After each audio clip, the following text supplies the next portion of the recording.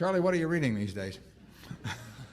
Well, I'm almost ashamed to report because I've gone back and picked up the part of biology that I should have picked up 10 or 15 years earlier. And if any of you haven't done it, it's a total circus what they figured out over the last 20 or 30 years in biology. And if you take Dawkins, The Selfish Gene, and The Blind Watchmaker, I mean, these are marvelous books. And there are words in those books that are entering the English language, that are going to be in the next Oxford dictionary. I mean, these are powerful books, and they're a lot of fun.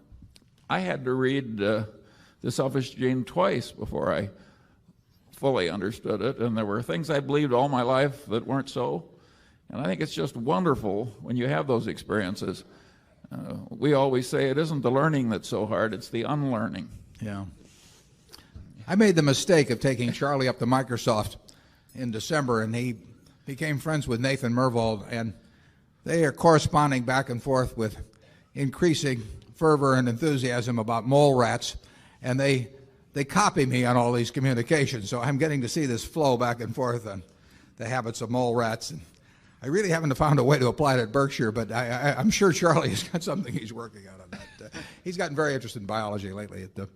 I've always liked reading biography, but since the computer's changed my life, I now find myself playing bridge on the computer about 10 hours a week, and unfortunately, I didn't want to give up sleep or eating or Berkshire, so the reading has been kind of light. On investment books, if you're asking about that, I would recommend the first two books that Phil Fisher wrote back around 1960, Common Sense and Uncommon Profits, and the second one. Those were very good books.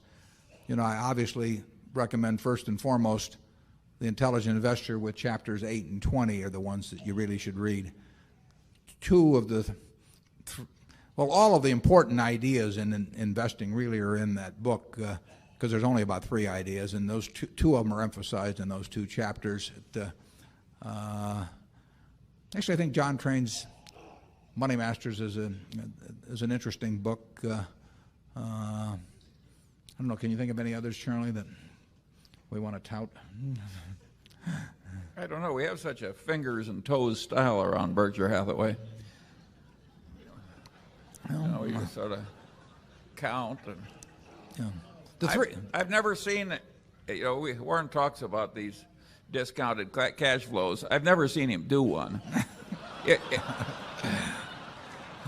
Yeah. If it isn't, there are some things you only do in private, Charlie.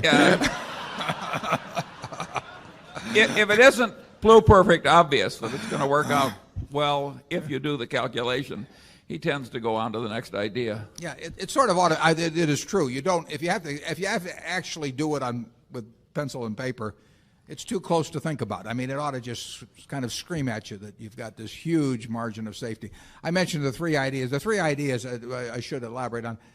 One is to think of yourself, to think of investing as owning a business and not buying something that wiggles around in price. And the second one is your attitude, which ties in with that, the attitude toward the market. That's covered in chapter 8. And if you have the proper attitude toward market movements, it's an enormous help in securities. And the final chapter is on the margin of safety, which means don't try and drive a 9,800-pound truck over a bridge that says, capacity 10,000 pounds, but go down the road a little bit and find one that says capacity 15,000 pounds.